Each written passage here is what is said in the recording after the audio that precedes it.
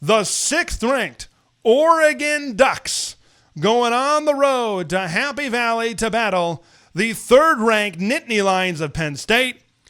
The blue and white are 3.5-point favorites. The over-under sits at 51.5. It is a whiteout Saturday night. Big Ten Saturday night, 7:30 p.m. Eastern on NBC. Noah Eagle, Todd Blackledge, Catherine Tappan, and the crew will be on the call for this matchup. Folks, this is as good as it gets. This is the main event of this show. This is the main event for the Big Ten football Saturday. It is a Big Ten championship rematch. It is James Franklin versus Dan Lanning. You've got the top 2 teams that are number 1 and number 2 in drive success rate. You've got strengths and you've got NFL players all over the football field. This is one of the most anticipated matchups. This is one of the most anticipated showdowns of not only the Big Ten football season, but the entire country. The entire nation will have their eyes on this matchup. Oregon has started the season just on fire. Who cares that a lot of their production from 2024 went to the NFL, not on the team anymore? They've replaced it with really high caliber talent right now. And, you put up 59 on Montana State, you put up 69 on Oklahoma State, you take care of business against Northwestern, you win 41-7 over your rival in Oregon State. They're looking, and when you talk about eye test, Oregon is passing the eye test at a higher rate than almost any team right now in college football. But then you look at Penn State, and they haven't really played much of anybody. You look at FIU, you look at Villanova. I can't even remember who their other opponent was on their schedule, but they kind of remind me a little bit like the start to their season, a lot like that 2023 Michigan team. I remember, I think J.J. McCarthy in like the first game threw a couple of interceptions, and their weekends were like, man, we got to get this thing going a little bit. We got to get this engine humming a little bit. Come on, let's get this thing off the runway a little bit. And then you saw them play some significant games against some Big Ten teams, and I think they got the juice up a little bit. And then you started to see them be a lot more impressive. And maybe that's what the deal with this Penn State team is. We don't know. Maybe they are going to, maybe the problems, or maybe them not being as impressive, maybe that's going to show up in this game against Oregon. There's so many things you can break down when you have a matchup game like this. But I think the ultimate matchup is Penn State's power versus Oregon's speed. How is each team going to be able to dictate the way that this game is going to be played? Let's start first with power. And I just want to say this. I'm not saying that Penn State can't push the ball down the field. Maybe they can, maybe they can't. I'll get more on that as this preview progresses. I'm not saying that Oregon can't run the football and be ultra physical up front against Penn State. That's not what I'm trying to say. I'm just trying to say both these teams, I believe, are going to try to dictate the way. Penn State running the football, Oregon creating explosive plays maybe through the air. Let's start first with the Nittany Lions. We know they want to play power football, like with Nick Dawkins, Anthony Donkow, the tackles Nolan Rucci, and Drew Shelton. There's a ton of experience up front. There's a lot of size. These are guys that can push people around. It is a big group. Katron Allen and Nick Singleton in the backfield. Allen averaging 8 yards per carry. Singleton leading the team in touchdowns. Of course, everything is going to go. When you talk about a Big Ten championship rematch, Penn State was able to really utilize their power. Even in a losing effort last year, they were really able to utilize their power and do really well in the run game. They rushed for 297 yards.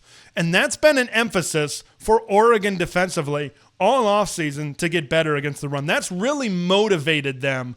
And now coming into this game, they're going to be really motivated, considering what happened last year, to get better and to be able to hold this Penn State run game in check. And they need to be able to hold this Penn State run game in check, I think, to be able to have success. I think Penn State wants to be able to slow the tempo down in this game. Oregon is really explosive. They are a really efficient offense. They're the number one offense in the country, according to a ton of F+, FEI, SP+, those types of rankings and those types of ratings right now. So if Penn State can just chew the clock, if they can kind of take a page out of like what happened like the Northwestern, there was a drive or two where they were able to chew the clock and maybe have some success running the football against Oregon.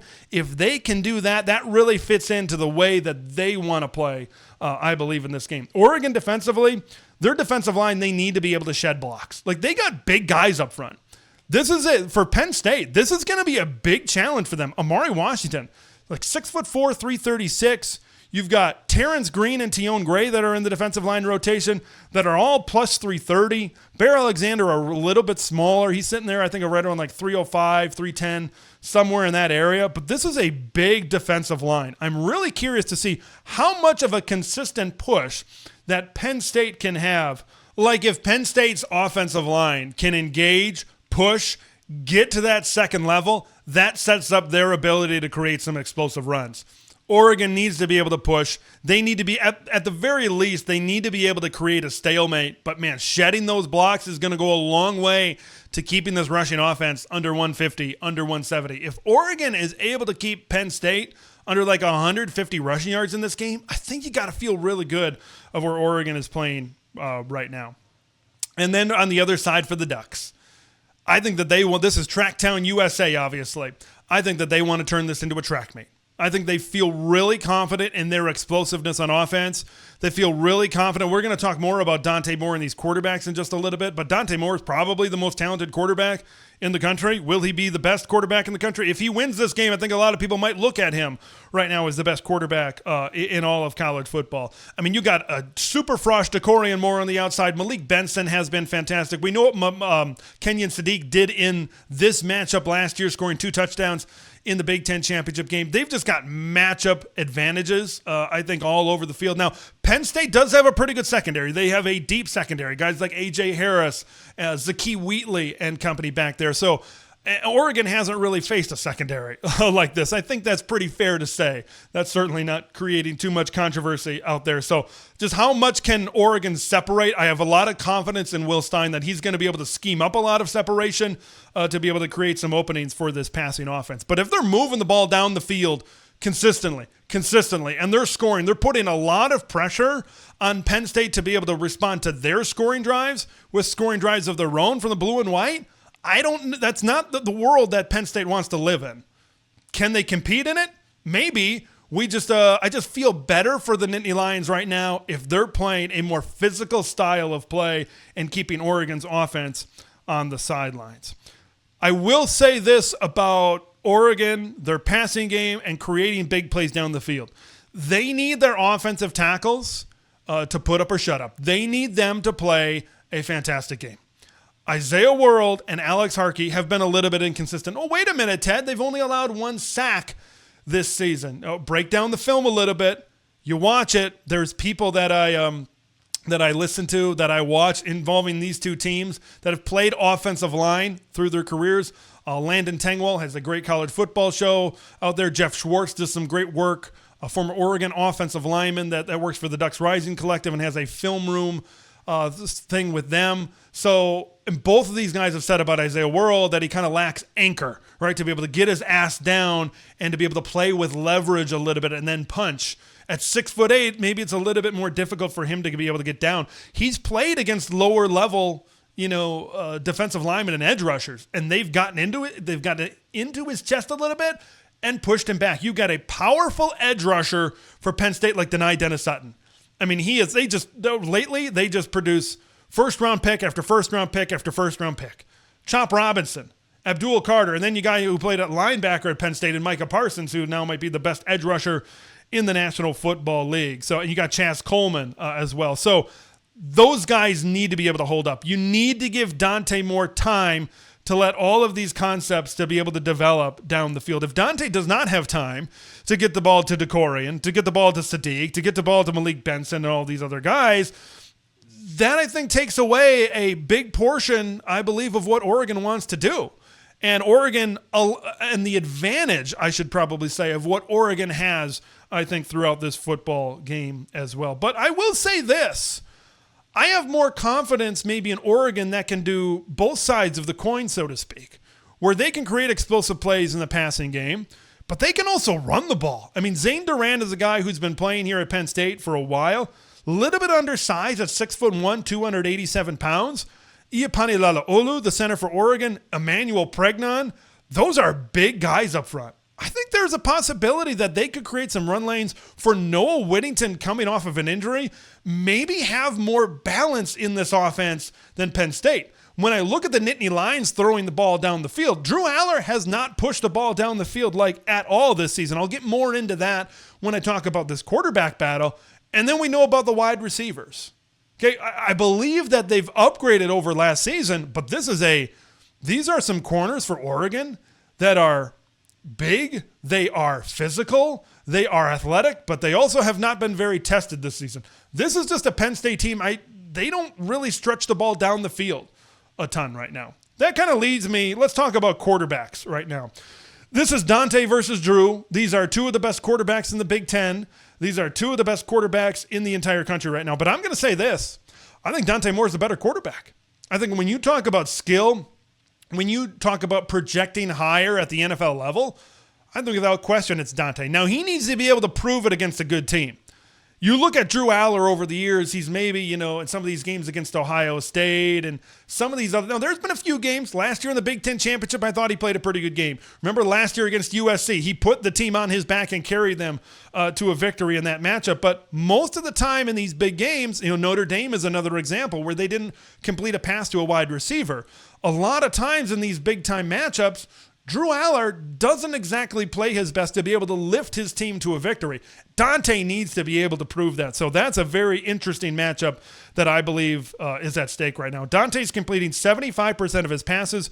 Drew is completing 65% of his passes. And Dante's probably played better competition so far this season. I believe all of the pressure in this game is on Drew Aller. You're at home in a whiteout, high expectations.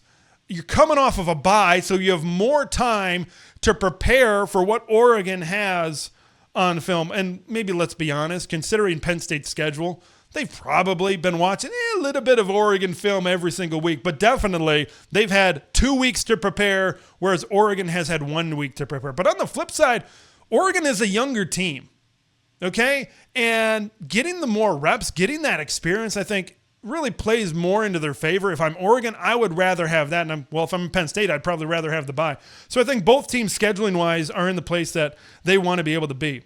With all the pressure on Drew, I think Dante's going to go out there. He's going to be loose. All right, we're the underdog. There's people out there that are picking Penn State. They're siding with the experience and all that. Let's let her rip. Let her rip was the theme for Oregon against Oklahoma State. And for Will Stein and Dante Moore in this offense, I think they're just going to let it rip. And that goes into what I said at the beginning of this preview. They're going to look to get explosive. They're going to look to take shots down the field. Because if they know if they're successful on offense, Penn State's not going to be able to keep up.